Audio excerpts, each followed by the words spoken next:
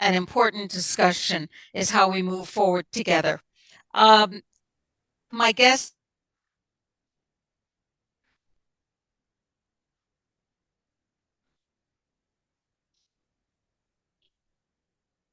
Aha. Well, ladies and gentlemen, Dr. Rima was about to reveal our guest tonight, or information what of the what day? utmost importance. You were froze, Dr. Rima, for about Oh, 30 seconds. I was And saying, both of you were well, about to reveal essential information. yes, I was. I was saying that uh, uh, our guest comes to us from Australia. I don't know what time of day or night it is in Australia right now. I could look it up, but I haven't.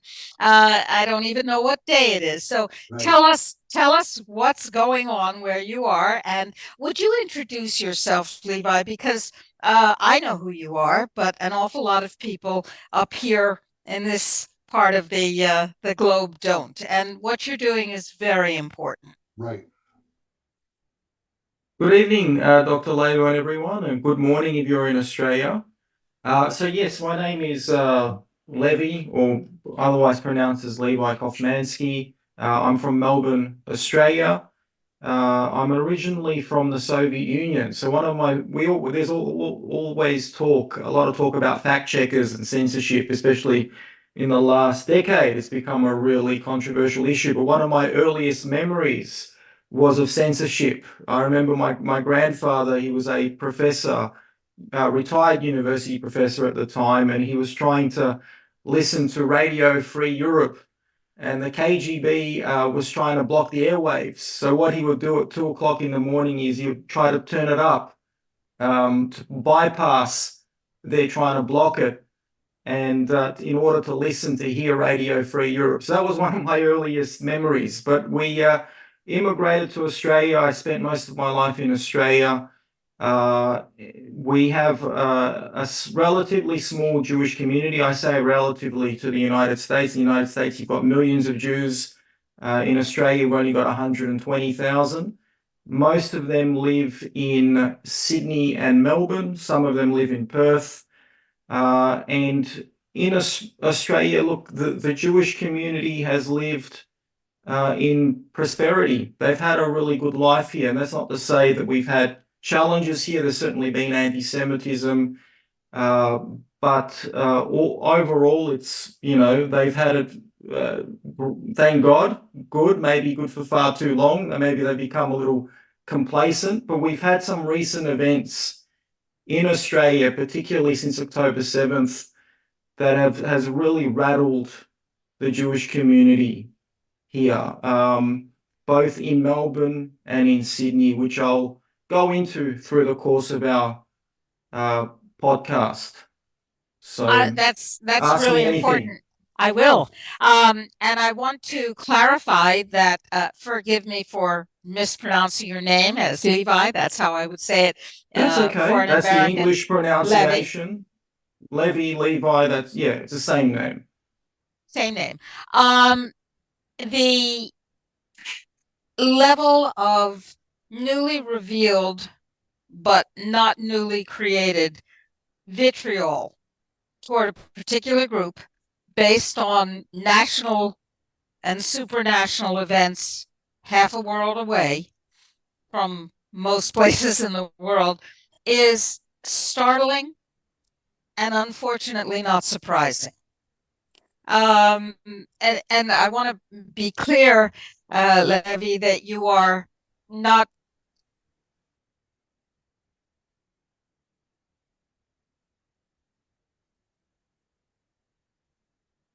I think they're trying to censor you, Dr. Laibow. We're obviously doing something right if they're interfering in our Just Right. broadcast. There she orthodox. is. Back Yeah, again, Dr. Rima. I froze again. Yeah. Yes, that my internet Oh, has been throttled very severely whenever I do anything important. So Is this it a must be quite coincidence? We important. must be No, I doing think something right not. here. yeah, Rima and I I think, speak over Skype and all for hours at a time sometimes, and there's no interference. But as soon as we're uh, podcasting, yes. So my point is that in addition to being a member of the Australian Jewish community, you're also a member of another community within the Australian Jewish world, and that is the Chabad. That's which is, correct. for those people who don't know, and you'll be able to talk more about it, it's an Orthodox um, group of Jews who have a particular way of experiencing life. And the hatred flowing specifically toward Chabad is in addition to the generalized anti-Semitism. And if you think this is not a problem, by the way, where you live, think about the UK, which ever since Jews were allowed back in the 17th century after they'd been expelled for a couple of hundred years, because why not, um, has had relatively amiable relationships between the Jewish and the non-Jewish community members in the UK until October 7th, where, or at which point, the number of incidents has skyrocketed, specifically against people who are Jewish, as if that somehow has something to do with and in some way rights the particular horror going on in the Middle East at this point. This is orchestrated hideousness. This is familiar political tool manipulation. And people are allowing it, and people are embracing it as if in some way this assists them. And I really asked, when Levy said he would come on the program, I said I wanted to have a discussion about things that people are not allowed to talk about or not supposed to talk about in order to um, not touch anything sensitive. Well, if we're not doing that, what are we bothering for? And so let me open the floor to you. Tell us what your thoughts are. And you are certainly very much involved in the flow of communication as a broadcaster and as um, a commentator on the political world. So Ralph and I are going to turn our cameras off and just give you space to expand in this area. And then when we can no longer restrain ourselves, we'll pop back in. Great, excellent. Look, feel free to interrupt and ask any questions. But there's Right. a lot of to cover. But essentially, I've noticed anti-Semitism. Look, I've been paying close attention to the conflict in Israel, the situation in the Middle East since the Second Intifada. So that occurred in my last year of high school. So I remember that infamous uh, Camp David conference where Ehud Barak and Yasser Arafat were feigning politeness to each other, and they were trying to give each other, fighting over who was going to go first through the door. And Bill Clinton was standing in between, the dopey character, and they're all laughing and smiling. And around that time, the Second Intifada broke out, and it was obviously very violent, very bloody, murderous. But something happened. It wasn't just uh, something a conflagration that happened that was isolated to Israel and the Middle East itself. We had a rise in anti-Semitism. So this was in 2000. And you mentioned the UK, October 7th. Unfortunately, anti-Semitism went off the rails, has been going off the rails in the UK for the last 20 years since the Second Intifada broke out. It's been the worst in France. And obviously, it's been really terrible in the United States, throughout the Western world. And in Australia, we've also had spates of anti-Semitism. Now, a lot of it was dominated by the left and by Islamists. But I've noticed something different. So since about 2016, and more so since October 7th, it's also become very prominent in the right. So you've got the far right, and it also appears to becoming more popular amongst not all conservatives. And now the two events that really rattled the Jewish community in Australia in particular since October 7th one was at the Opera House. So this was broadcast all around the world. And I'll show you a clip of that. Let me just see. Am I able to share? You should We've be got a able number to. of Yes, you should be able to. excellent, The green Yes. rectangle. Yeah. terrific. Just bear with me. I've got a number of windows. And to start the video, there are two settings down on the lower left of the share screen option. I Excellent. always forget them. That's why I I'm have to, reminding you. I have to agree with you that the American right is becoming more and more not just anti Zionist, which is a political position, but rather much more anti Semite than even in the past, and that's troubling to me. But go ahead. That's right. Yeah, I mean, they're willing to it's not, it's important to first of all establish, and it's not all of them, but there are quite a few prominent people within the right amongst the conservatives who uh, are very anti-Israel, and they also claim to be patriots. But the interesting thing is they're willing to side with people that want to destroy their own country, and they're quite open about it. The Islamists are very open, and so is the Yes. far left. Is very open about destroying America, about destroying Australia, the United Kingdom. They vandalize war memorials in Australia, and I'll share a video with you shortly.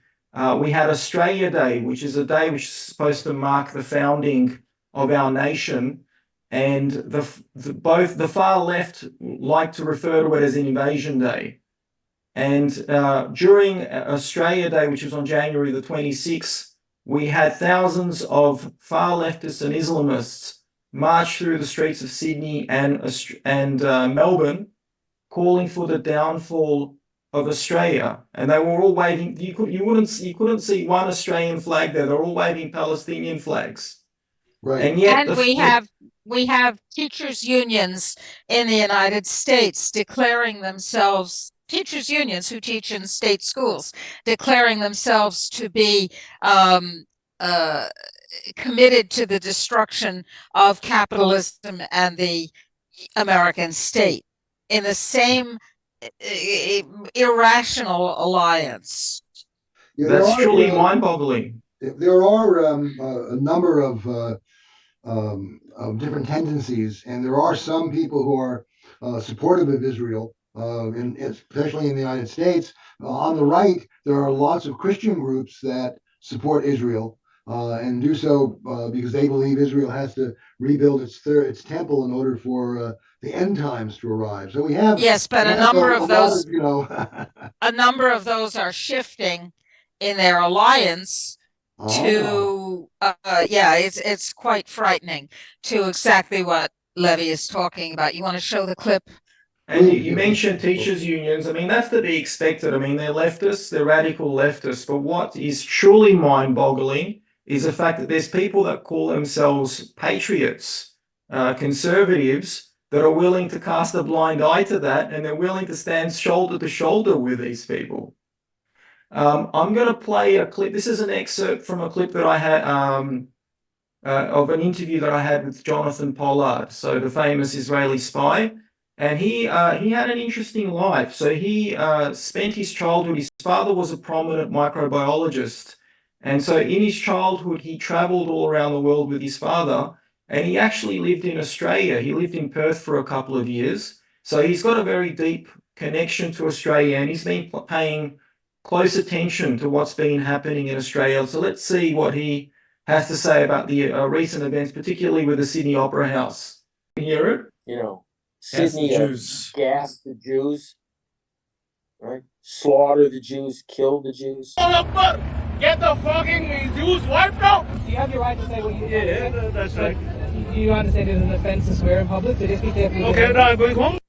Any Australian Jew that votes, who voted or is planning to vote again for these jokers in Canberra right now, are out of their minds. They're voting for their own death.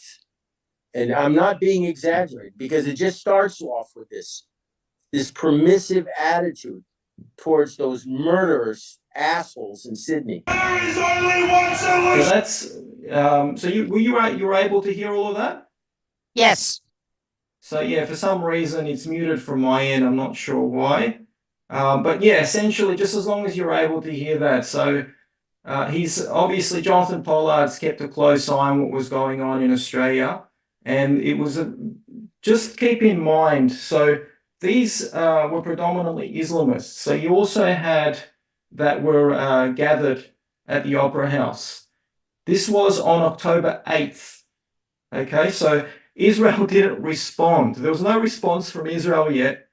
And yet these people gathered at the Opera House and they were screaming chants, F the Jews.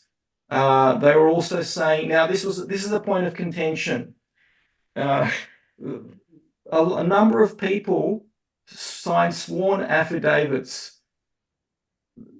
attesting to the fact that they were actually screaming gas the Jews. Now, this became a controversial topic. I'm not sure why, but there are people, there are apologists, that, for the Islamists and far left, who were claiming that they were only saying, "Where's the Jews?" So this caused a lot of controversy, and I'll just stop sharing.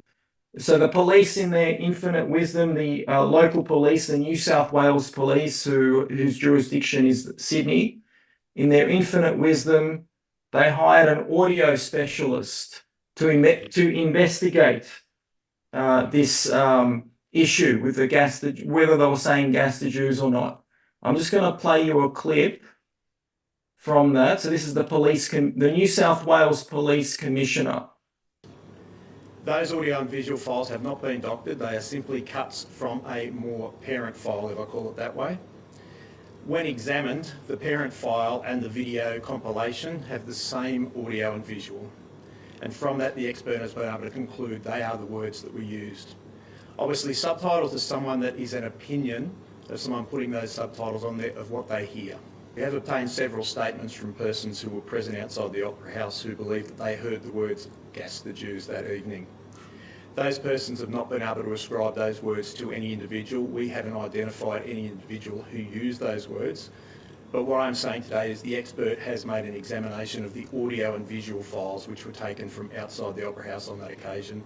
That's where he has concluded with overwhelming certainty that the words used were "where's the Jews." So I'm just going to stop sharing. So my friend Avi Yamini, so the journalist with Rebel News, said something that, he said something very pertinent to this. So when the Nazis were looking for Jews, whether it was liquidating the Warsaw Ghetto, whether it was hunting down Jews in Russia and Lithuania, they weren't saying "gas the Jews." They were saying "where's the Jews?" So, the New South Wales Police, in their infinite wisdom, they hired this audio specialist to investigate, and they concluded, well, they were saying "where's the Jews?" So it's nothing to see here. And who knows, maybe that when they were screaming "where's the Jews," maybe they were just looking to invite them over for a cup of tea, maybe a meal. So nothing to see here, case closed. That's essentially what they were trying to do, was to cover up for them. But that's despite the fact that there are a number of witnesses there who signed sworn affidavits attesting to the fact that they heard them say "gas the Jews." They were also saying "F the Jews," but that's beside the point. Now, there was another event in Melbourne. So Melbourne has the largest Jewish population in Australia, and most of the Jewish population live in a suburb called Caulfield. So 40% of the population of Caulfield is Jewish and in its surrounding areas. Now, going back a little bit, there was a prominent Palestinian businessman. So he's a young guy in his early 30s who set up a very successful chain of burger stores. So he's got like 18 fast food burger restaurants called Burgatory. He also owns a chain of Easy Marts, which are small convenience stores that sell tobacco and other items that you would commonly find in convenience stores. And he opened up one of his burger stores in the heart of Jewish Melbourne. So that's a bit of a recipe for disaster. Now, in the background of all of this happening, so he opened up this store in 2021.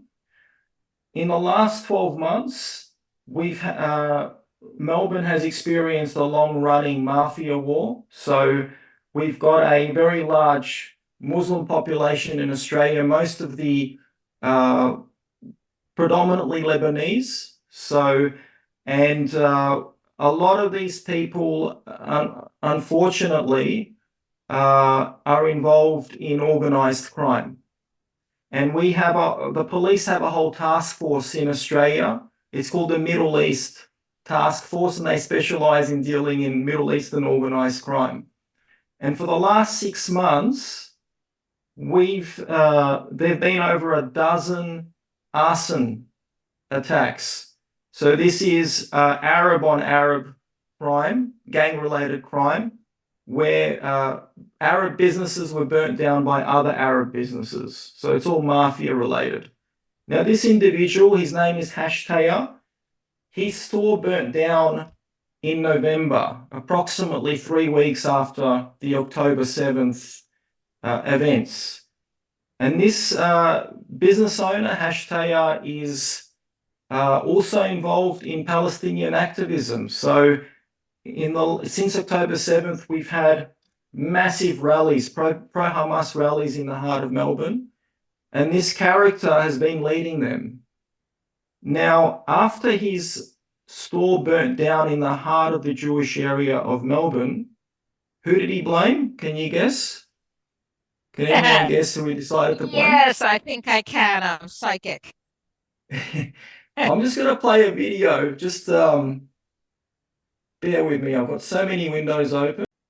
The Palestinian owner of Burgatory, Hashtaya, makes a stunning revelation on the Fair Dinkum podcast 3 days before his store in Caulfield was firebombed. And that's where we really fail as a people. We failed because we were able to be divided and conquered. And forget the Middle East, let's talk about Australia.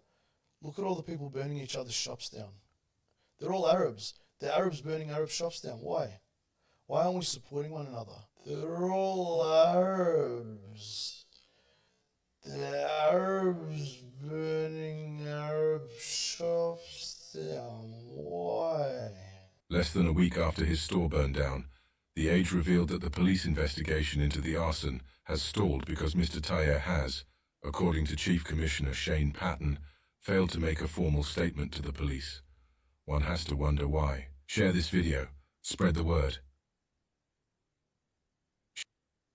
Okay, so as you can see here, so this character, a few days before his store burnt down, he made this statement where he's saying, why do Arabs burn each other's stores down? Why don't we just all help each other and get together and stay united? And then when his store burnt down, I'll just show you another clip.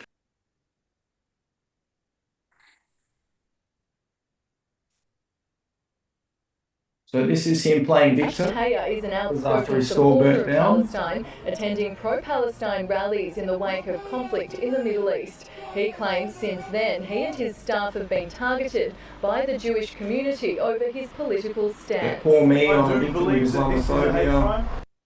And he set up a GoFundMe campaign. Now you can't even make this stuff up. He actually recently got awarded Young Entrepreneur of the Year for Hospitality and Tourism. So, this is something straight out of a comedy, a dark comedy. And obviously he's shown a lot of hospitality to the local Jews, and this is what he calls.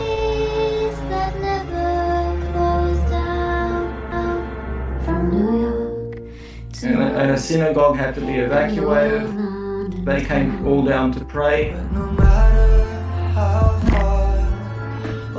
Stomping on an Israeli flag, and this guy here is trying to run her over. So imagine if the shoe was on the other foot and a Jewish man tried to do this, came into a Muslim area and tried to run over. Imagine the outrage this was caused, but barely anyone batted an eyelid. This actually happened. So this is right outside a synagogue.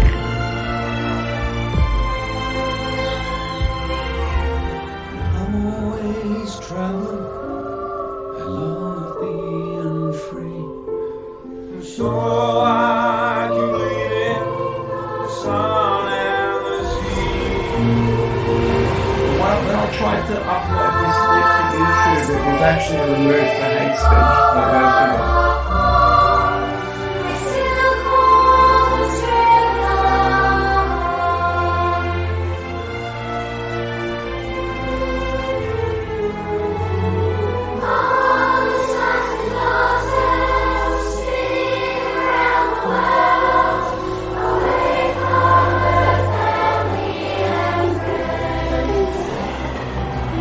So, and then there was another event where over 600 Jewish activists were doxxed, and essentially all their personal details were revealed.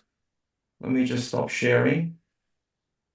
So all their personal information was leaked and revealed. So they were all part of a WhatsApp group. It was a support group, and someone leaked all of their information. So it was obviously for nefarious purposes. They kept a list of that. So essentially, yeah, that's it in a nutshell. That's what's been happening in our community of late. So 2 events, one in Sydney, one in Melbourne. It's completely rattled the Jewish community. Like I said, the Jewish community has had it very good here in Australia. They've lived very prosperous lives. There has been anti-Semitism, but certainly not at this level. Klaus Schwab, you would have heard, made an infamous speech around the time of COVID when he said that he envisioned that a society that would be angry, an angry society. So unfortunately, he wasn't wrong. So our society, not just in Australia, but in America, in Europe, has become very polarized, very extreme. It's accelerated since COVID.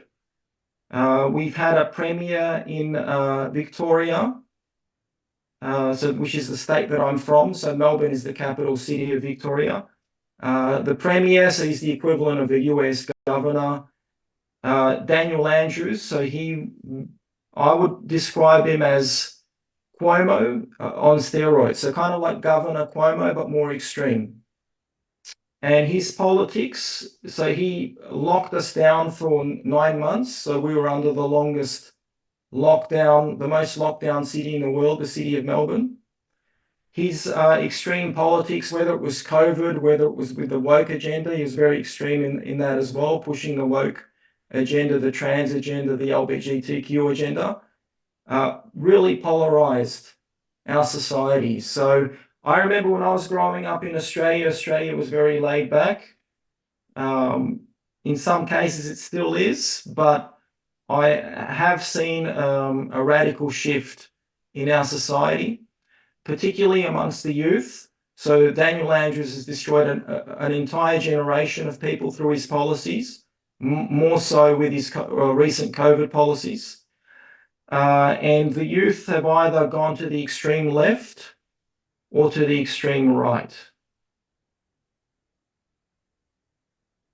So how does I take it as axiomatic that this sudden flare-up of pro-Palestinian vitriol, and this is not a discourse, this is an irrational rage, which obviously is orchestrated and financed, and the day after the October 7th incursion by Hamas, suddenly there were riots about Israeli actions which hadn't taken place. That was all well orchestrated and clearly implemented and planned, like the response to the airplanes striking the 2 towers, the Twin Towers in New York City, the second of which was being described 20 minutes before it occurred.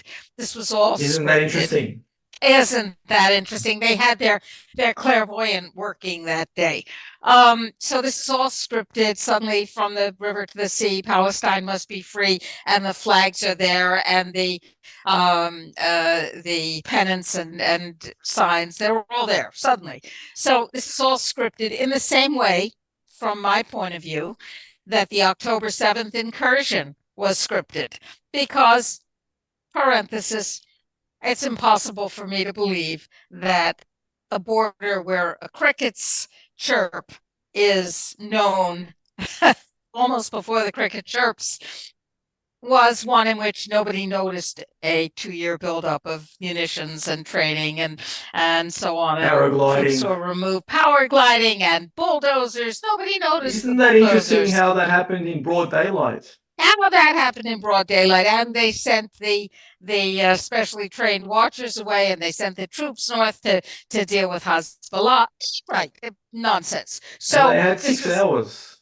they had 6 hours, and they sort of couldn't figure out what to do. One of the most highly trained militaries in the world didn't know how to respond. I mean, the whole thing's as my father would have said, as full of beans as a Christmas pudding. So the point is, the response, the hate generating, divisive response was instantaneous and out of proportion to anything that could have taken place in reality in the Middle East. Anything.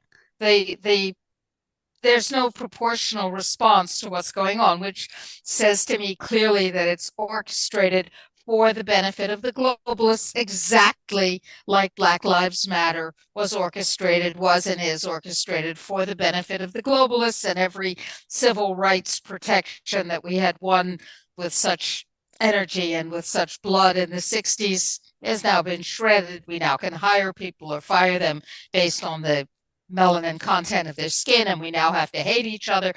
So this is the same thing. And yet people are, at least to me, and people are not seeing it, saying, I'm not falling for that. They're falling for it again.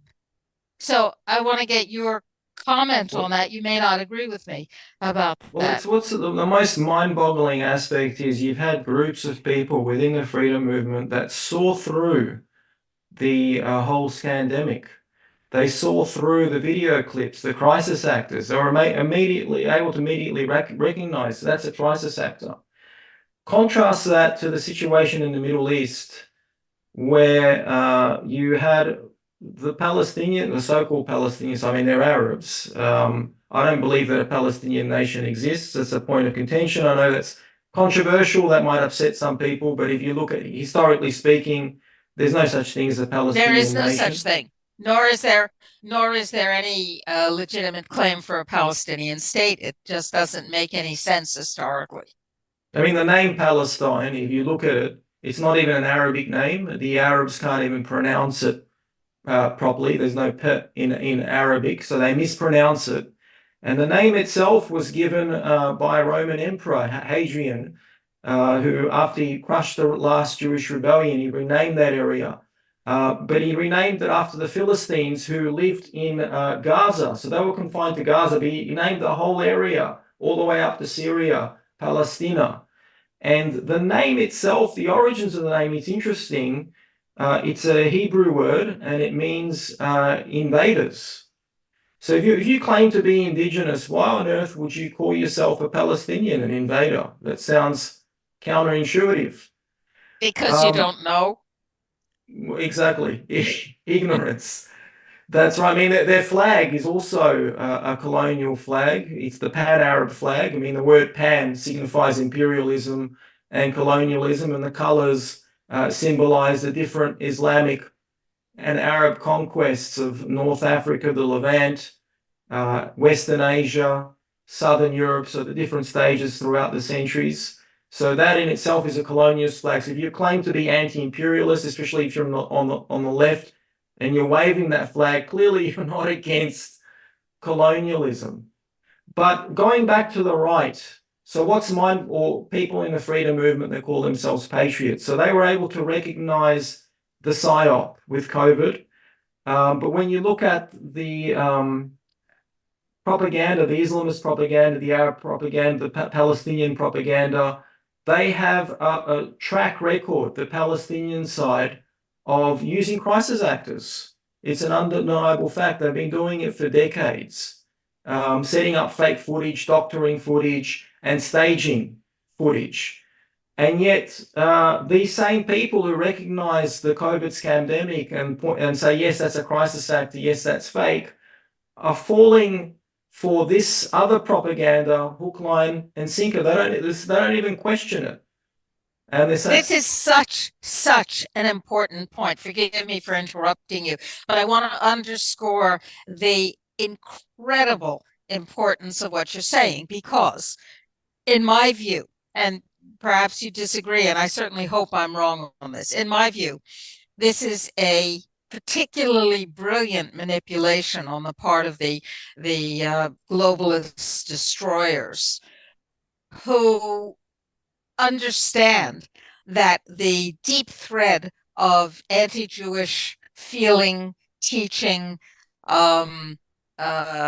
permission, the permission to have discriminatory feelings against this particular group of people, is very, very, very deeply woven into society. And then it can be plucked like a string that's tuned and ready to be sounded at 444 cycles per second, hertz per second, or some other frequency. So they knew that the string was tuned and ready to be plucked, and damned if they're not plucking it big time. So what's your sense about that? that you're 100% right. That's a very good analogy, and it doesn't take much to stir the masses against the Jewish people, and it's a brilliant psyop. And right now in Australia, and this is again my opinion, take it or leave it, we are experiencing excess death. Now this seems to be unrelated, but I believe that it is related. There's a couple of things. We're experiencing excess deaths, excess mortality, and it's like that in America and other countries as well. Australia is not unique. But we haven't seen this excess mortality since the Second World War. I actually did a video compilation, which I just published on my channels yesterday. And it only documented the last 8 weeks of people dying. Young people, 8-year-old girl died of a sudden stroke. An 8-year-old girl, stroke, suddenly, without any warning. She went to sleep and she never woke up. You had 28-year-old married father left behind orphan children. A mother who was 33 died on Christmas Day as her kids were unwrapping presents. This was just in the last 8 weeks. And imagine, there's so many other stories. In my opinion, I think for every person this has just been reported in the media as just a sudden death. But I suspect that for every person that's been reported in that 8-week period, for every sudden death, there's probably another 5 to 10 sudden deaths within that age group, that 7 to 20 to 33 age group, that haven't been reported in that same period of time. We're also going through a cost of living crisis, inflation. Our standard of living is falling. And I think this is all a convenient distraction. Like you said, it pretty much enhances your point. They can pull this rabbit out of the hat at any time. They can play this card at any time. It's very convenient. It doesn't cause much to stir up the masses. Both the left and the right, the extreme right in particular, are united on this issue. And they're all marching together. They've been marching through Melbourne and Sydney every single week. The whole downtown Melbourne, we've had thousands and thousands of people marching with Palestinian flags, screaming, there is only one solution, intifada, revolution. What a perfect distraction. What a perfect red herring to get the masses to look the other way.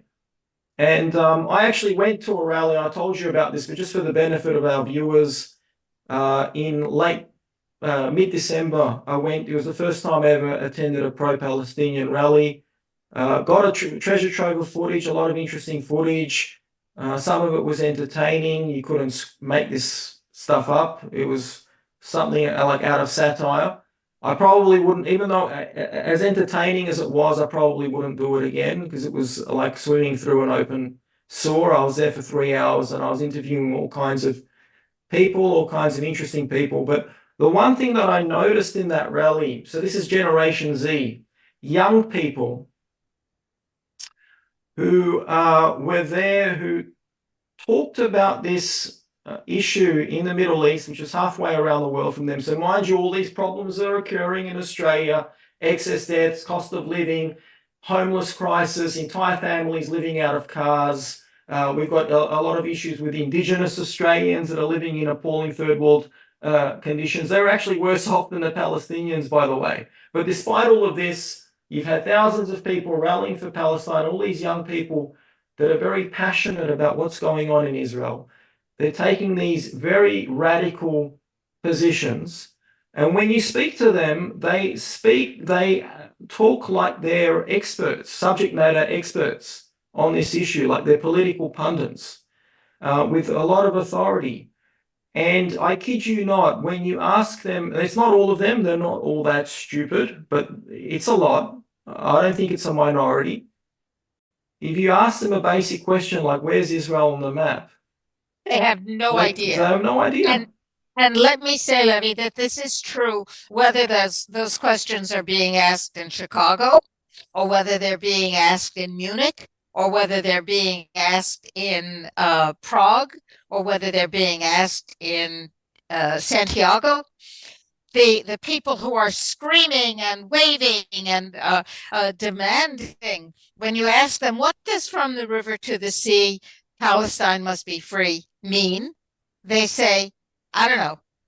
And when you say, where is Palestine? They say, I don't know. They have no idea. They speak like subject experts because I think I've frozen. No, I can Right. still hear you and see you. Okay. They speak like subject experts as long as they can repeat a mantra. But if you ask them what is behind any of the words, the only thing that's there is intellectual hatred and intellectual emptiness and emotional hatred. There's nothing else there. So this has been a manipulated political psyop to mobilize people so that they are now mobilizable for the next step and the next step and the next step and the next step. And if you look at Vera Sharov's 5-part documentary called Never Again Is Now Global, you will see that she details and documents the same process used to transform the German people into the German mob. And they don't realize that it's happening to them. They don't realize that they're being manipulated. And the interesting thing that I've noticed at that rally, there was a significant number of people that were still masked, and the pandemic's long over. Right. It's gone, long gone. And the wider Australian population isn't wearing masks. But the interesting thing that I saw at this rally was, maybe I'm being conservative, it could be higher, but let's, for argument's sake, let's be conservative. I would say 40% of the people there were masked. And if they were masked, they would be up to their 10th. And I'm not trying to be facetious. That's the reality. They're probably up to their 10th booster shot. So it's interesting, and you would see, I'm going to play some clips for you, but you would see that some of the people that I interviewed were masked. Was actually a lot. So, it's interesting that they're at this rally. I'm trying not to laugh. They're masked up against a fake virus, and they're protesting for a fake cause and a fake nation. So how's that for a psyop? It's pretty good. Now, I was going to say, and one of the comments that was just posted is maybe they're masked to prevent facial recognition. Yeah, that's a possibility. I think some of them were wearing medical COVID masks. But you could be right. But I had the impression, especially the ones as you can see here. Can you see my screen? Yes. Yes, we can. I'm just in the short page of my channel. So as you can see here, this guy's wearing a mask, this fruitcake here, and you'll see why she's a fruitcake. She's wearing a medical mask. I think that they genuinely, that's my impression, and you raise a cool point as well, but I think they genuinely believe that there's still a virus out there that they need to protect themselves from. Right. But I'll just play you. This is Just one moment. This is one of my favorite ones. Israel Can you hear that? Excellent. Isn't it on the Black Sea? It's not even on the Mediterranean, right? Israel? Yeah. It's on the Black Sea, no? The Black Sea? Yeah, right? The state of Israel? Yes, yes. Next to Lebanon and Jordan. My geography is a bit wonky right now. It's on the Mediterranean or the Black Sea? I can't remember now. Yeah, look, I think it might be on the Black Sea. Okay. Possibly, yeah. Well, look, if that's the case, it certainly doesn't hold claim over the Mediterranean, no more so the Euphrates. Which country does Israel border? Egypt? I don't think so, no. I've no idea. You're asking me a hard question now. And from what geographic location is it referring to? From which river to which sea? From the river to the sea. From which river? Euphrates River? Yeah, I believe that's the one, yeah. To the Black Sea? Isn't it the Jordan Sea? Obviously, that last person there was most likely from the trans community. It's quite obvious. You can tell with the masculine voice. So, which is interesting. Which is interesting, given the response of the Palestinian leadership, Hamas, to the trans or gay community, which is death. Right. That's right. Yeah. Exactly. It does. That suggests by and of itself that something is going on here beyond normal political posturing. For a group of people to literally march in the streets for another group that would murder them if they got the chance is bizarre on a whole new level. I'm just going to show you part two. This is interestingly, this character right here, where I'm hovering my mouse. So him and his friend, they were the first people that I encountered when I was at the protest. So that is Israel on the Black Sea. That was at the start of the rally. I was there for about 2.5, 3 hours, and then he was the last person that I encountered. So this is my last interaction at the end of the rally with him. I'll just play this part two, which is also interesting. Where is Ramallah? You can't hear it. Ramallah? Yeah. I don't know, but that's not an argument. Shouldn't you know? Maybe. Shouldn't you have basic knowledge? knowledge? You can't even locate Palestine on a map. I can absolutely locate it on So, but you said it was on the Black Sea. Zoom out. Go across. And Palestine is right here. But why did you need to look it up? That's what they're for. Help you Shouldn't locate you it. already know? It's not good enough for you? No, it's not, That's because you what should know. already You should know. I showed It's you. not on the Black Sea. The Black Sea is in Europe. How is this in any way helping your argument there? What even is it? It shows that people that come protest for Palestine don't have basic information. They don't know. They have no idea. You gained all of your knowledge from sound bites. That's all. Sound bites and TikTok videos. So my point was, as you can see in that video, essentially there's an entire generation, Generation Z, that, as I mentioned, they speak like their authority, their subject matter figures, but they get all of their information, and it's no exaggeration, from sound bites derived from TikTok. We are. I was certainly quite surprised by the reaction to the massacre of October 7th. The reaction seemed to be, let's just ignore it. Whether it was caused by by Hamas or by some other agencies, I don't know. But it was shocking to me that the world was quite willing to ignore it. There's an action going on in the International Court of Justice accusing the Israelis of genocide. Although, killing 25,000 people in the Gaza Strip area, if that's what's happened so far, is horrific. But it's not genocide when you're dealing with a population of over 2 million people in that district. I don't see how one can extrapolate from the casualties of war to an intentional effort to massacre 2 million people. Ralph, how quaint, how adorable. I'm going to come back on camera. Ralph, that is a quaint and adorable discussion. What you're saying is, they're not being rational. Yeah, they're not being rational. One of the genocide claims, which is pretty irrational, is that Israel has carried out a long, systemic, and continual genocide in the Gaza Strip, which means they are the worst genocidalists in the world. Because when the Gaza Strip was originally populated by the Palestinians under Israel's aegis, there were 900,000 Gazans, and before the war started, there were 2.5 million, which I would say is a failed genocide. That's not the way it's supposed to go. It's supposed to go the other way. Oops. I mean, Just a minor the detail.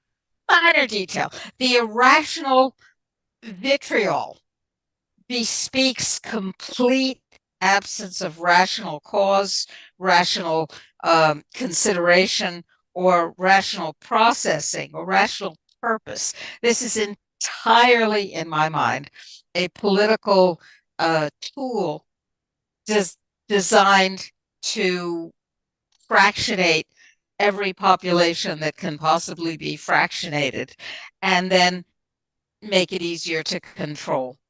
But why is it so effective? Why does it work so well? And when you go back to the history of the Jewish community in Russia under the czars, you realize that whenever the mujiks, the peasants, who were very badly oppressed, and they were serfs, they were tied to the land, whoever bought the land bought the serfs. Whenever things were unbearable, they would be told by the priest, by the aristocrat who owned them, by the power folk, it's them, it's the Jews. And they would get their pitchforks together, and they would ride, often with the Tsar's soldiers, and they would slaughter entire villages or regions of Jews, and everybody except the dead Jews would feel ever so much better, and then they'd go back to being oppressed, but they'd had a safety valve released. That's the history of pogroms and people like Khmelnytsky and other not good people. And that was a state policy to make sure that the rage would never turn to where it belonged, to the real oppressors. It is precisely the same mechanism in my view. And the appalling thing is, damn if it doesn't work every single time. And that's the terrifying thing, that we collectively are so naive, and that the hatred, the inculcated, maintained embers that are blown on a regular basis are so present and so durable for hating a particular group of people. That And I pray to God, Dr. Laibow, that what I'm witnessing in Australia, and in God we trust, we can only turn to God. But I pray that what we're witnessing isn't the early stages of what we witnessed in Russia. So I don't think the Russians turned on the Jews overnight. I think it happened in different stages. So what we're witnessing in Australia, where people have lived in prosperity and peace, particularly the Jews, of course, there's been challenges as well, but relative to a lot of other countries, it's probably one of the best countries for the Jewish people historically. But what I pray that what we saw in Caulfield in November, where carloads of radical socialists and Islamists came down from the northern suburbs, and what happened in Sydney wasn't the early stages of something far more sinister that could potentially happen later, God forbid. if we do not want it to be, and we're not just talking, in my mind, we're not just talking about Australia. We're talking about That's every right, country in the world. exactly. On If a we do global not level. want it to be, then I see one solution, and I'll share it with you and with our listeners, and people can tell me that I'm wrong, because I would like there to be lots of solutions.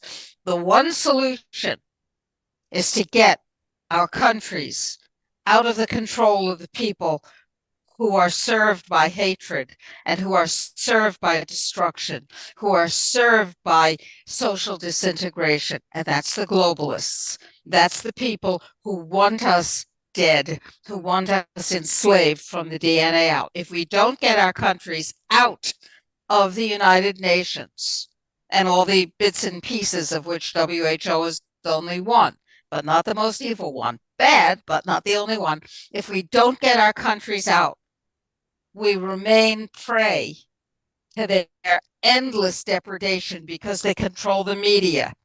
They control the educational system. They control the financial system. They control the communication system. They control the flow of finances. They control the flow of food. They're seizing control of the agricultural system.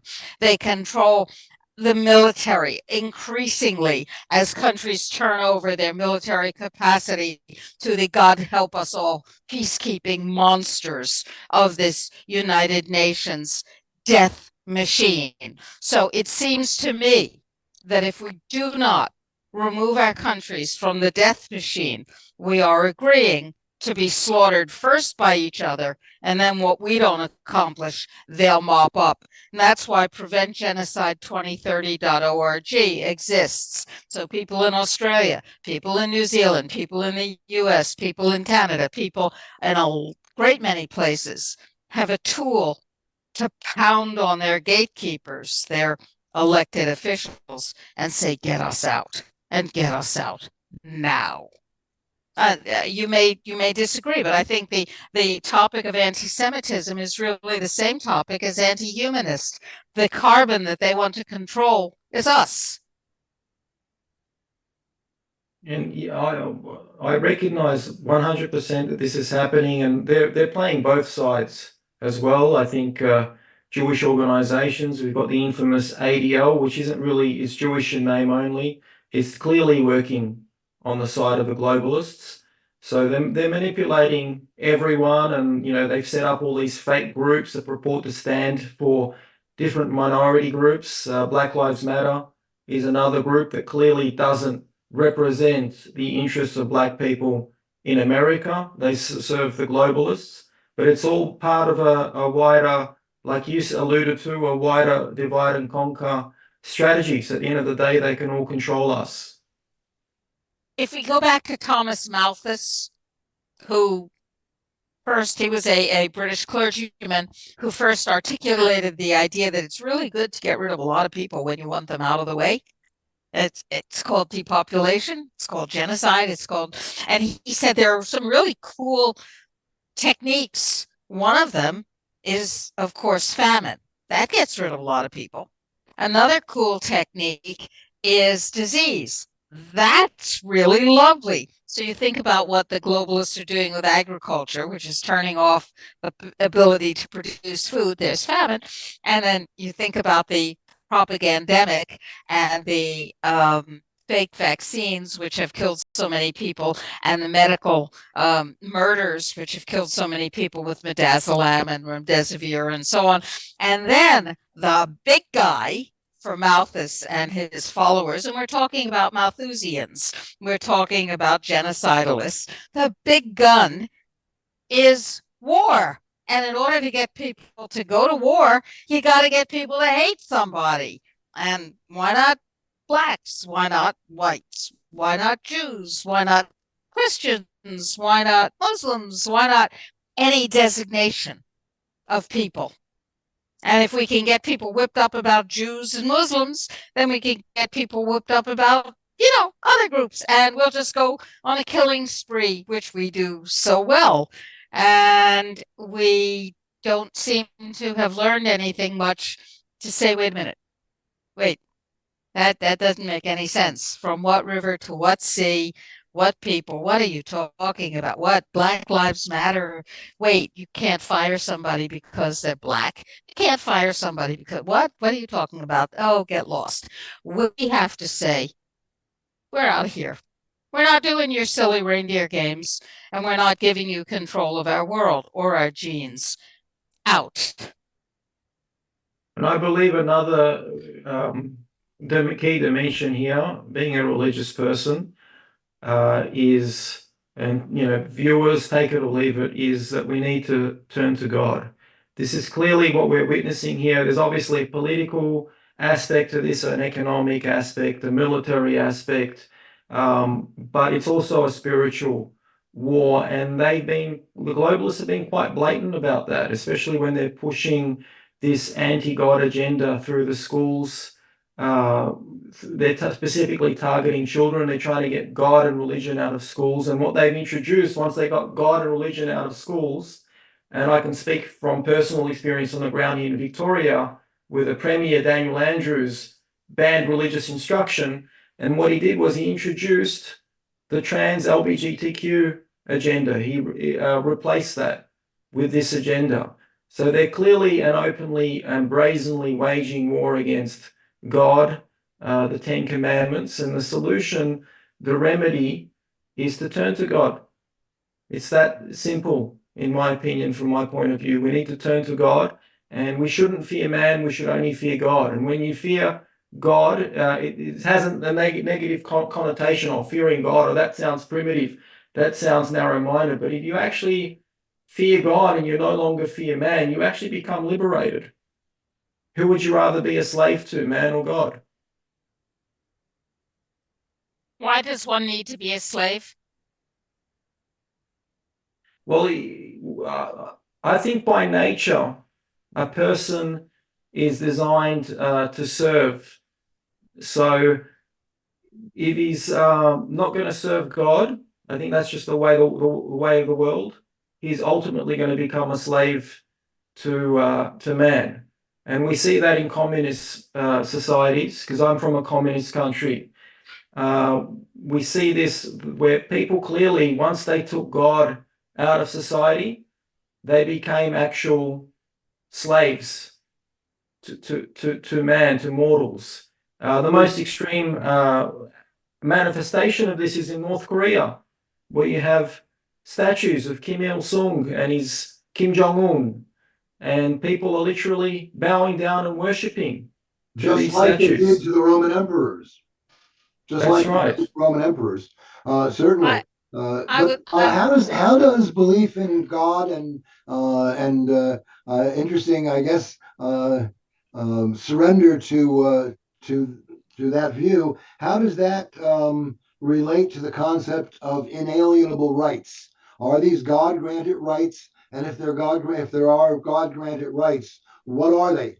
Informed consent. Well, What other aspects? And can governments alienate those rights simply by announcing there's an emergency, or do we let get me to say I will not comply? before Levy answers that, let me point out that the United States Constitution, at least, declares unalienable rights, unseparatable, uncancelable rights, and declares that they come from God. The United Nations Declaration of Human Rights, the Constitution, if you will, of the United Nations says, no, not exactly.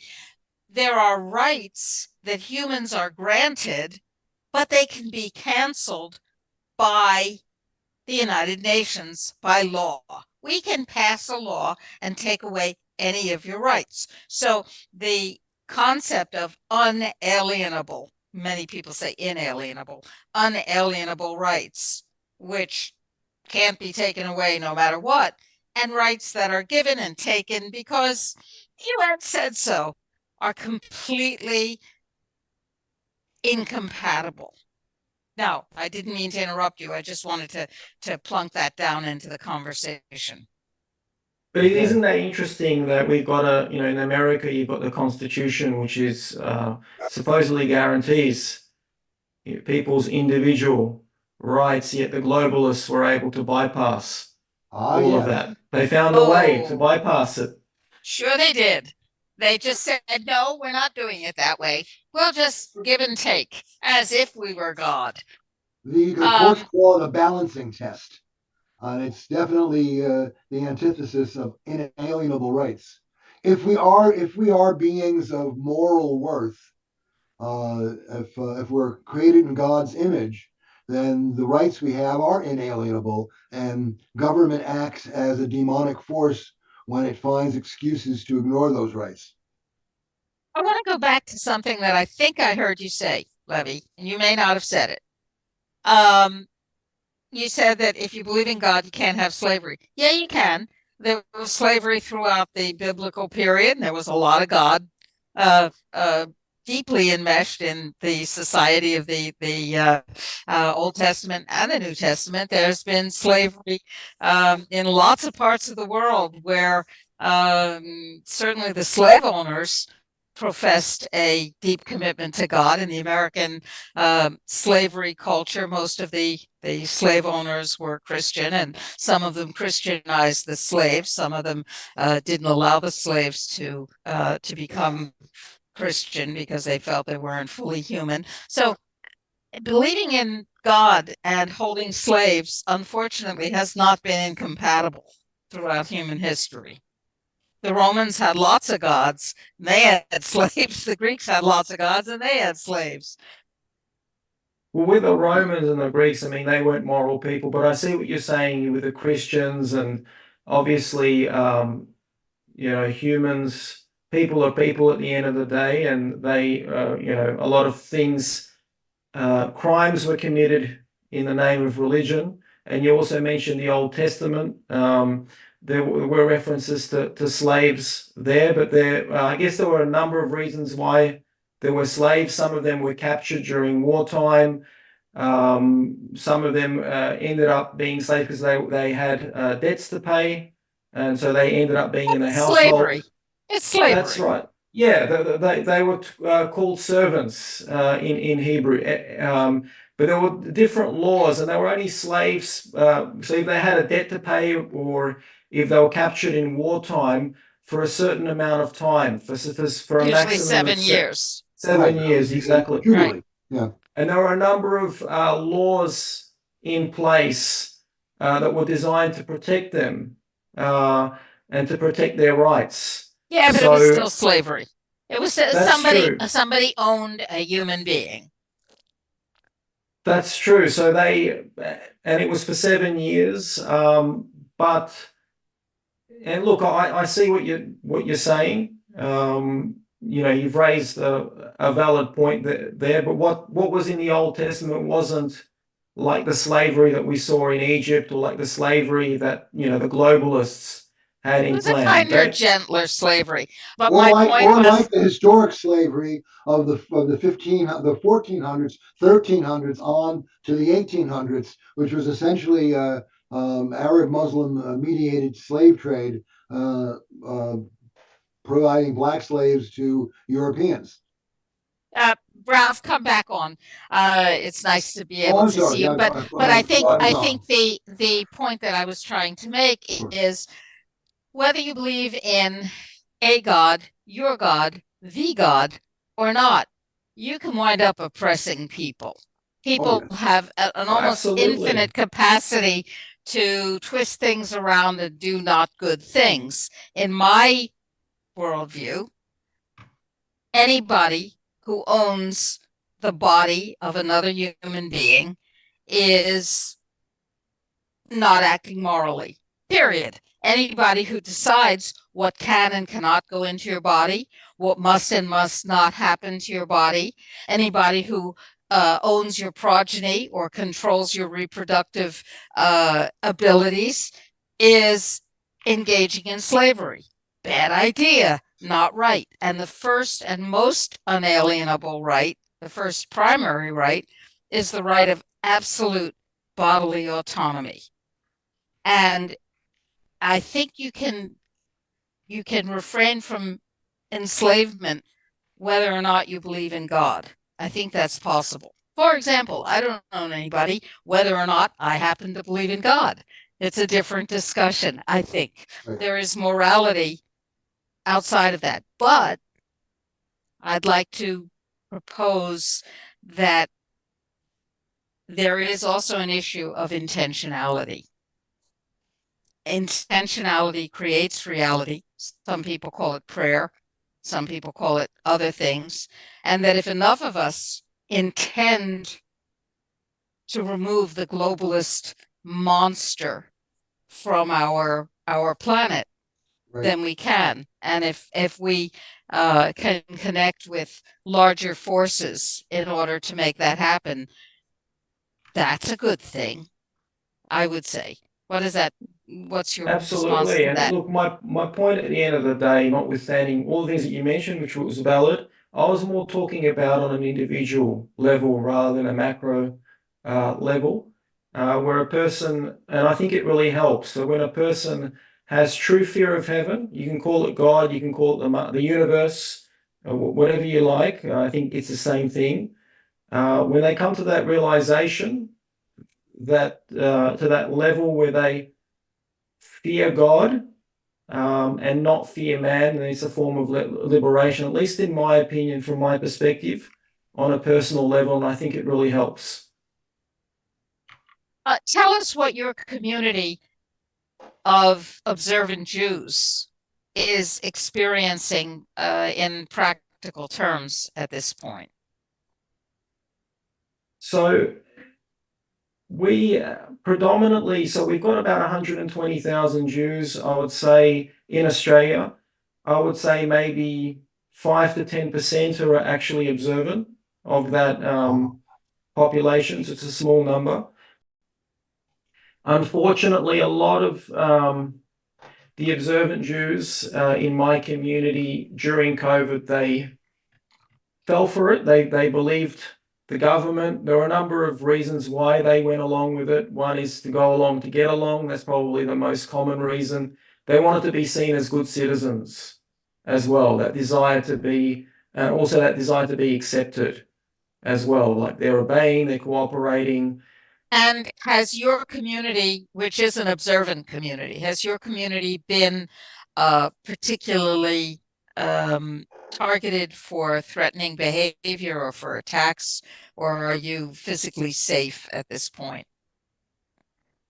That's a good question. It's an interesting question because for many decades, even prior to October 7th, the Jewish community, so we have, for example, a network of Jewish day schools. Even though we're a small community in Melbourne, we've got at least 8 or 9 established Jewish day schools catering to everyone. So we've got very secular schools, we've got modern Orthodox schools, very religious, ultra-Orthodox schools, and they all have a common theme. They're all surrounded by high security fences with cameras. So all the other schools, they all have low fences, easy to get into. Each school is like a military complex, each Jewish day school. And it's the same with the Jewish institutions and with the synagogues. We have security guards standing outside the synagogues. So there's always been a high security situation for many decades in Australia, even though we've lived in relative peace and prosperity. But that's been heightened since October 7th. So people in Melbourne and Sydney are obviously in the Jewish community on high alert, particularly over the last few weeks where 600 activists, most of these activists were progressive Jewish activists. They were left-wing activists. They were doxxed by other left-wing activists. And so their names, their addresses have they been were all safe? publicly leaked. As far as I know, nothing has happened to them, thank God. But it's obviously rattled to them, when you've had your personal, especially if you're a prominent individual, if you're a journalist or you work in the public space, and you've had your address leaked, the names of your children leaked and other personal data information leaked, obviously that's going to rattle them. It will rattle anyone, any normal people. Has your information been among the doxed No, data? thank God. No. So I wasn't part of that WhatsApp group. But yeah, as I've said, it was a support group that was set up in the aftermath of October 7th, full of prominent activists. Some of these Jewish activists actually lived in the northern suburbs, so they were left-wing activists. So in the northern suburbs, you've got an interesting mix of people. You've got very left, bohemian type people, musicians, artists living there alongside the Muslim community. So it's an interesting mixture. And amongst them, you've had some Jews. And as a result of them being doxxed, they've received numerous death threats. They've owned businesses in that part of Melbourne. So they've had to close their businesses down and they've had to move. And these are people with young children. Talking about young families. How do we fix this? Good question.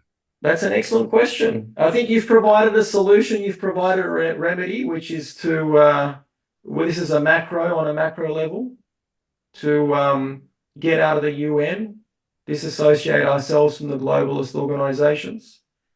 I've also, and I fully agree with that. I've also have an opinion on a personal level, which I've expressed, which is strengthening our belief in God, and each to their own, each to their own individual level. People can do that.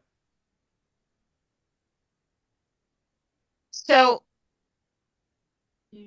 what's the counter move that you see in Australian society? People reaching out and saying, no, we're not. We don't do this. You are our compatriots. We are here. We are amiable co-Australians. Where is that movement? There's a little, unfortunately, it hasn't happened a lot. We haven't seen a lot of that. There's been solidarity, particularly from some conservative activists and media outlets and journalists, most notably an organisation called Sky News Australia, which is a conservative channel. So a lot of solidarity from them. We're dealing again with something that's totally irrational, and if it's irrational, in my opinion, it's spiritual. It's a spiritual battle. That's my opinion. Yeah, I think, could you define what you mean by a spiritual battle? Because people use that phrase a whole lot. Basically, when they're saying, sometimes, when they're saying, I'm right, you're wrong, it's spiritual battle. Sort of fills in the gap. But I don't think that's what you're saying. I think you, because of the background that I understand that you have, and the worldview that I understand, that I think that I understand you have a very specific meaning. Can you articulate what you mean when you say it's a spiritual battle? Yeah, look, again, and it's fine. People are welcome to disagree with me. It's coming from my own perspective, my own opinions. It's rooted in my own scriptures. The spiritual source is the hatred that was between the two brothers, so Isaac had two sons. They were twins, but they didn't look like him. They weren't identical. They didn't look the same. One was Asaph, and the other one was Jacob. And the hatred that Esau had for Jacob, which was a completely irrational hate, is essentially what we're dealing with today. It's rooted in that hatred. So when I say it's a spiritual battle, I believe that's the source of it. That's my opinion. People are welcome to disagree with it. I realize that there's people with different opinions, different viewpoints, and I totally respect that. So and it's a very interesting point of view. So let's back up the question one notch. Where is hatred rooted? So we have the two brothers who hate one another, or at least Esau hates Jacob. I don't know whether Jacob hated. No, it was more so Esau. The same way. Asaph, yeah. Yeah, he was the big hater. So what does that, in your worldview and tradition, where does the hatred come from? What purpose does the hatred serve? And what does the recipient of the energy of hatred do about that, other than cook up some lentil stew, which doesn't seem to help? Not even chicken soup would help. Well, in scripture, it says that God would, uplift one over the other. If Jacob was to sin, then he would lift up Esau over Jacob. So I think, in my opinion, the remedy, and this is this is a belief coming from observant Jews, which is rooted in scripture, is to turn to God. And it's not just for Jews, it's for the wider community, for the nations of the world. They all need to turn to God and observe the Ten Commandments and the 7 Noahide laws, which were given to the nations of the world. And that's the remedy if I was to speak about it on a superficial level. So a Muslim would say, I do worship God. And we include your text. We just got some of our own, and we got an update. So we've got God, and God says, here's what we're supposed to do. And it doesn't go so well in some views of how the world should be put together. They do maintain that they have God, that they know God, and that they are following the dictates of God. Now what? They're right to an extent. You've raised an interesting point. They're right to an extent. Maimonides, he said some unflattering things about Islam, particularly about the Prophet, which I probably won't repeat, but he also praised Islam. He said that both Islam and Christianity, brought about the Noahide world. They introduced the concept, at least the concept, of the Noahide laws to the wider community. I think you need to define that, because some people may not know what you mean by that. So the seven Noahide laws refers to, so when the flood occurred during the times of Noah, after the flood, so the reason we believe, according to scripture, the reason why the flood occurred was because of immorality, and there was violence and anarchy in the world. People were taking, other people's wives, they were taking other people's property. It was the law of the jungle. So in short, in a nutshell, God destroyed the world for that reason. And then when after the flood, he made a covenant with Noah. Noah wasn't Jewish. He was a prophet from the nations of the world. And God made a covenant with him. And part of that covenant was the seven Noahide laws, which is kind of like the Ten Commandments. So not to kill, not to steal, to acknowledge God, establish courts of law, laws of justice, not to be cruel to animals, not to worship idols, etc. So these were seven universal laws. Within those laws, though, there are many sub-laws. So it's not so simple, because within the Ten Commandments, you've got many different subcategories. Each of the commandments is just one general category, but within each commandment is hundreds of different laws. And it's the same with the seven Noahide laws. And essentially, if you look at history, so whenever the Jewish people, and it's not just the Jewish people, the nations of the world worship God and acknowledge God, and it's no coincidence when the United States of America put God in their institution, they flourished as a country. When you look at the Soviet Union and all these communist countries, the opposite happened. North Korea is the most extreme example. Cambodia, where they had famines. These are countries that were atheist countries. Right now, we're seeing in real time in America and throughout the West, Australia included, where societies have by and large have turned their back on God. And we're seeing in real time the destruction of the West. So in my opinion, the remedy is to turn back to God. What would that look like?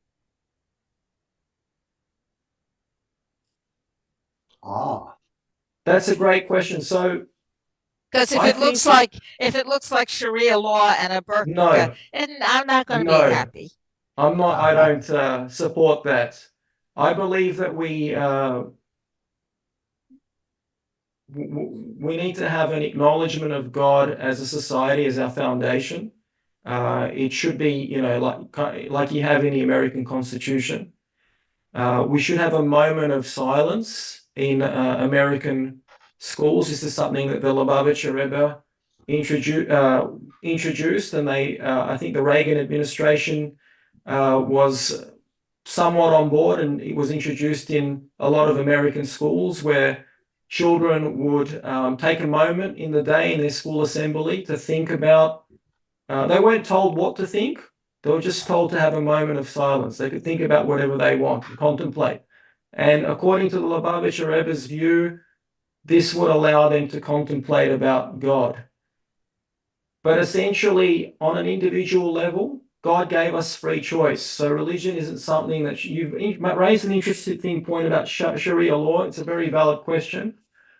God gave us free choice for a reason. So it shouldn't be forced on an individual level. People should have the right to choose individually. What we're seeing right now is we're seeing, you mentioned Sharia happening in the Islamic world, where an extreme version of Islam is being forced down people's throats. In the West, we're seeing something else. We're seeing the LGBTQ agenda being shoved down people's throats. So it's kind of like Sharia law, but the other way around. And people's rights are being taken away. Parents aren't given a choice on how they should be raising their children. So it's all being forced down people. So I think the solution is to take that away and to give the individual their rights back. But I think the guiding principle in society, just like it is in the American institution, is God. That's the foundation of society. And it's no coincidence that the American constitutional founders inserted God into the Constitution. Sorry, Dr. Laibow, you froze. And there's a purpose, Roger. Can you see my screen? You froze for a few seconds. Yeah. Can you see my screen? Now we can. Okay.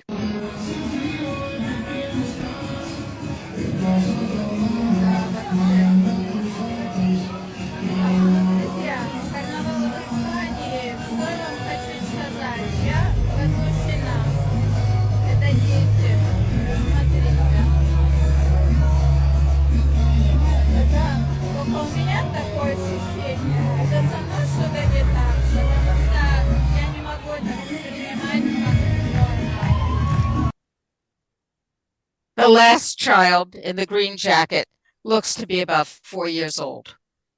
That's quite disgusting, actually. It's horrifying. Horrifying. So here's my question. By the way, that doesn't mean that I don't believe that adults have the right to behave the way they want, as long as they're engaging in non-aggression against non-aggressors. But when it comes to children, I think we all have to protect children. The rights of children are being the status of children as a special protected class is being dissolved. Yes. The rights of parents as a special protective, responsible community are being dissolved. Ralph and I wrote a white paper called The Abolition of the Parent. But the reason I showed you this, to me, utterly despicable, disgusting display is to ask a question.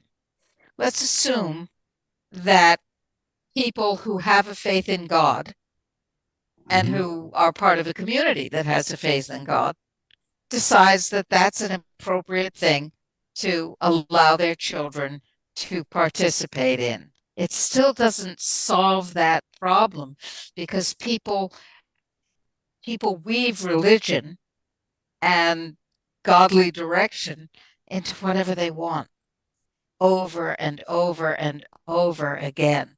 I can imagine that some mom or dad or grandmother or aunt who goes to church every Sunday thinks that that's a cool activity for the little girl, the 4-year-old little girl in the green jacket. Oh, look, isn't that cute? I can imagine that. So I'm saying, I'm not disagreeing. You're mentioning cognitive dissonance. You mentioned another point. Yes. You're right. People are people. People are human. As soon as they get to that stage, they've abandoned God's laws. They can call themselves whatever they want. They can still go to church or synagogue and go through the motions, but they've turned their back on God, and they're doing something that's is antithetical to the Torah and to the Bible. Right. So this is the point to which I was getting. That just saying, yeah, I go to church, I pay dues to, whatever. I go to services once a week, month, year, decade, whatever, is not the same as having, let's call it a godly direction, if you will. And now suddenly we're into theocratic thought, right think. And that's really scary. Right. You know what I mean? I don't know of a theocracy of any brand that hasn't abused political power on the 100%. basis of its theocracy. I agree. I mean, I see that. You don't have to tell me because I've personally witnessed it. I've seen that in religious institutions. I agree. So how do we tread that? And this is a genuine question. I don't have an answer.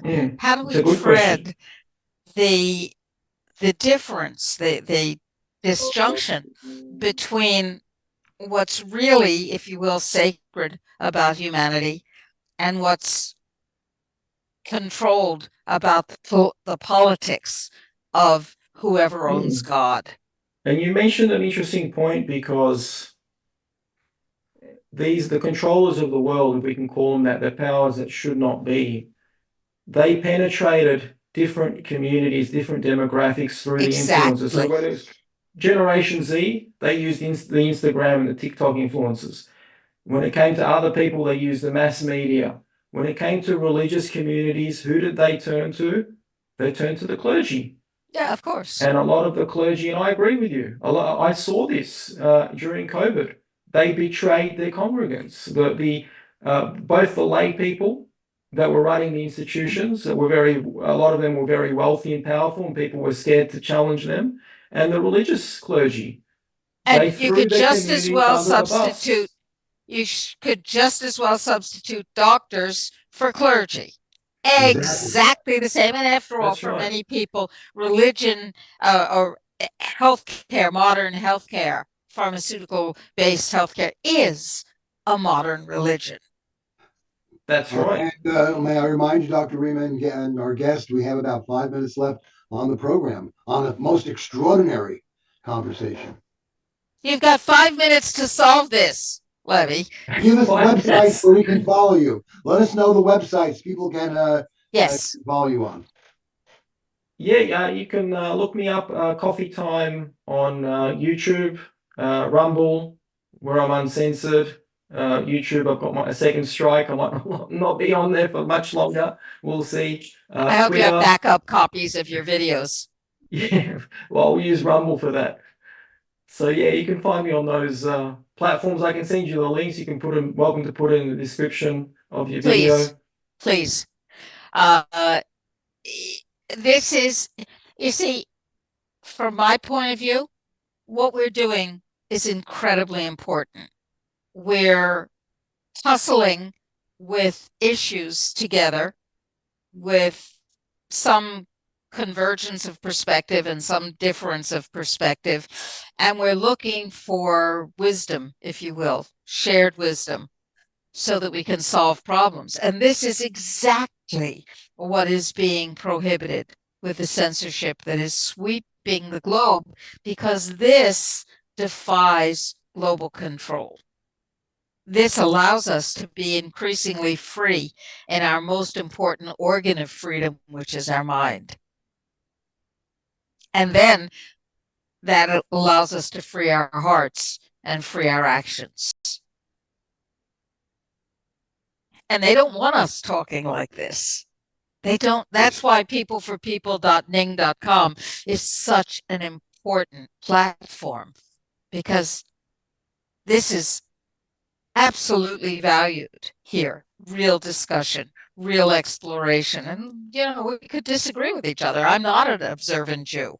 I can't imagine living inside the observant Jewish community, but I can imagine learning wisdom from what that community knows and from every other community that knows things. And Ralph, he hasn't got a prayer. I mean, he's I have many prayers. He's a pagan. Ralph is a pagan, a practicing pagan, which is very interesting. Right. So what are you thinking right now, Libby? And more important, what are you feeling right now? Yeah, look, I think we're going down the right track. I think I love the work that you do, Dr. Laibow. So I think you're a trailblazer. I've been following you for a while. I was in absolute awe when I saw you on Alex Jones. I think that was the first time in 2020 at the height of the pandemic. It was around maybe June, July, during the lockdowns, the second lockdown in Melbourne, and I couldn't believe what I was hearing. You were predicted everything to a T of what was playing out, and I was seeing it in real time as I was watching your video. Yes. And by the way, I got that information by reading the documents of the people who told us what they were going to do. It wasn't Right. that I didn't go into the psychic realm. This was not remote viewing. It was library work. It's pretty simple. And it was over a decade before it actually happened, which was amazing. Well, they've been planning this disaster for us for about 140 years. And they're Right. prolific and they're open about it. So what what's next for your exploration of freedom and getting rid of the powers that should not be? That's an excellent question. I'll just continue. I hope to, with God's help, to strengthen my activism, strengthen what I'm doing, and I hope God will guide me along the way. So I can't predict what's going to happen. And, I wish I could, like you back in 2009 predicted what happened in 2020. I wish I could do that, but unfortunately I don't have psychic powers. Well, as I said, I didn't have psychic powers either. But again, give your website and tell people how they can follow you on the various channels. It's really important. Sure. So coffee, it's KOFY. It's just an abbreviated version of my last name, which is a very long name. So KOFY, pronounced coffee. Coffee time. I want that to be synonymous with a beverage, a hot beverage. Yeah, people are welcome to look that up on YouTube, Rumble, and I've also got a Substack as well. Outstanding. Turns out that drinking coffee, and you really need to drink organic coffee. I can be very specific about why. But it turns out that drinking coffee, the beverage, is protective against Alzheimer's and long COVID and a whole bunch of awful things. Drinking your coffee is protective against not being informed. And I want to thank you so much for being our guest. I've really enjoyed the opportunity to speak with you. Great Thank you, Dr. program. Laibow. Folks, Thank we'll you, be Ralph. back next Tuesday with more exciting information. Thank Do you. you have a Substack before we go? Oh, yeah, please. Are you doing a Substack, Levy? Oh yeah, I've got Tell a us. Substack under my name, KOFY Coffee Time Substack. So yeah, you can find it on if you Google it, you should be able to find it. But I can send you the links, and you can more than welcome put in the description. Please do. Thank you so much. We'll be Thank back. you. And remember, we have Catalytic Conversations on Saturday on this platform from 5 to 7 Eastern.